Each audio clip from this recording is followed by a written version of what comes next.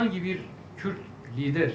Kürt پشتی پنج روژان ji hevdîtinên li ser astên herî bilind şan da hedefê serdana xwe ji bo Kurdistana Iraqê bi dawî anî. Ev seredan wekû hate xuyanîkirin ji bo pêşxistina pêvajoya aştiyê bû di navbera Kurd û dewleta Tirkiye de û bi piştgiriya Kurdistana Iraqê.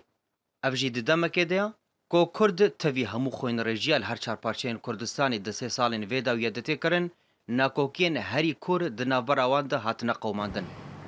ew agahî, ew nûçe di derbarê kîja rêxistina Kurd û Kurdistan de bibe. Di derbarê kîja siyasetmedar an jî serokê Kurd û Kurdistan bibe ku ew nûçe bi navaroka xwe, bi zimanê xwe, zimanê tundî be, zimanê reşkirinê be,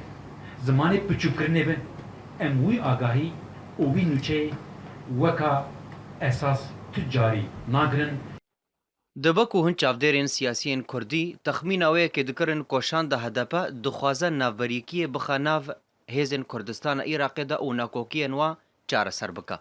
Lê hêzên Kurdistana Iraqê jî tevî ku hemûyan bi dilgermî pêşwazî li vê şandê kir, di bek û di baweriya wan de ew e ku her parçeyekî Kurdistanî taybetmendiya xwe heye, her wiha nakokiyên taybet bi xwe jî hene. ئەو پرۆبلەمێن نەقەبا وا دا هەیە سەر مەسەلا ڕێبەرەتیە شۆڕشە سەر ئاستی کوردستانی مەسن ئەو ژی ئەس باوەڕم بسەناهینە چارەسەر بوون چما نە پارتی یعنی ئامادەیە بێژی ینی پەکەکە ڕێبەراتی شۆڕش دکات لە هەر چار پارچەیە کوردستانی نە پەکەکەژی حازرە بێژیتن پارتی ڕێبەراتیە شۆڕش دکاتن ئەین لە گۆر نێرینە من گەرەک هەر پارچەکی کوردستانی خصوصەتی بێ لە بەرچاوگرتن Piştî xwênrejiya dema vê dawiyê li hin bajarên Bakurê Kurdistanê, her wiha tevî ku hedepe bi tena xwe di parlamentoya Tirkiye de maya, hin çavdêrên siyasî jî wêyekê dibînin ku êdî pêwîstiya wê bi têkiliyên yek Kurdistanî di asta yekê de heye. پشتی گو هدف بتنا سری خود ترکی ما یعنی طبعا دوی چاره سری که بو بیشتر پیش روزا خوب بگری او جی بیشتر دیسا جواکا کردی بخوابو لترکی جبراسی گله حوضان کو به دردوری جدارا الهاورون و پیکاتی که چکن لی جبو اینا دیسا اوک جر لازمه بیشتر